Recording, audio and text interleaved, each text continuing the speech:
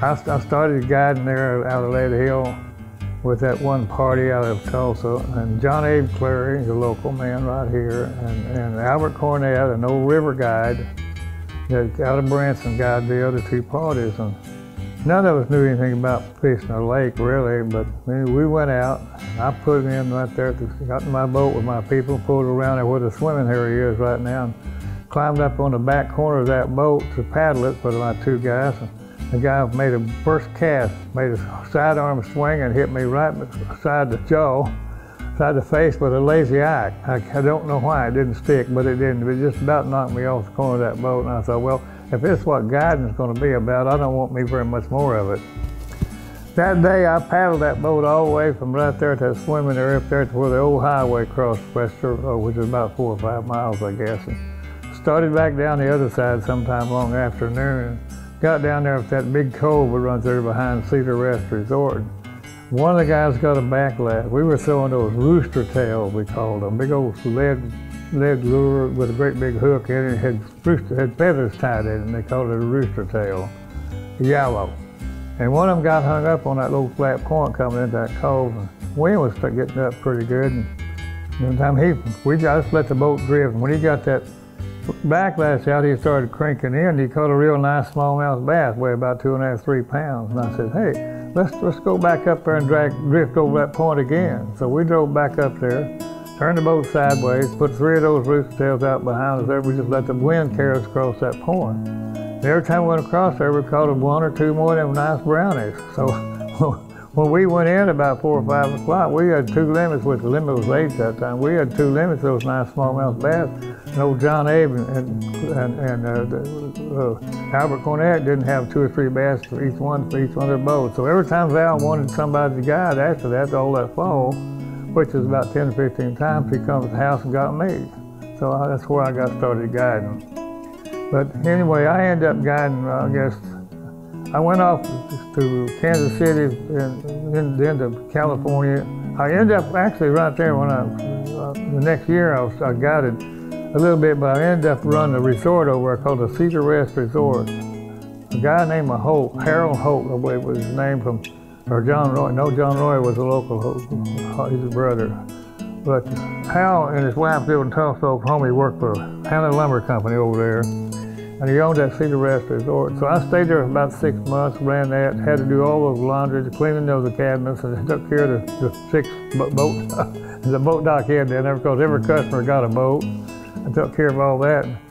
And I quit and went to California and worked for about 6 months to try to recover from my hard work there and get on my feet a little bit more. And when I came back, I went to Kansas City and went back to work for Gus and Bacon there, a company I had worked for before.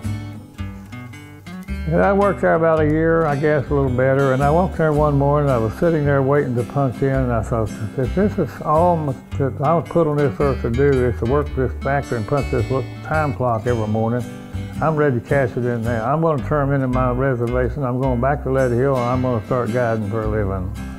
So I did. And after, I guess, 5 or 6 years, I was lucky. Everybody sometimes asks, how did he get so good at being such a good bass fisherman? It's really simple. I had the absolute unequivalent best teacher that anybody ever had to learn about bass fishing. I don't know how Joe Lindsay from Harrison, Arkansas got so good at it, but he guided on North Fork Lake many years before Bull Soap came in. He also guided on the Buffalo River.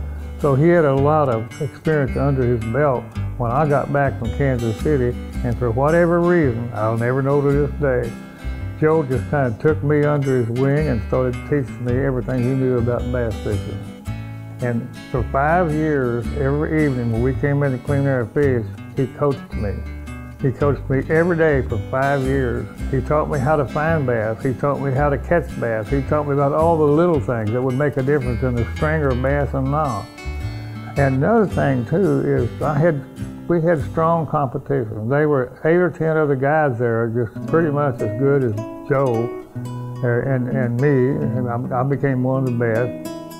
And so we fished competition every day. Every day was who's going to get the best string today, who's going to come in with the best string. If you didn't get your share of the good strings of bass, you'd lose your customers.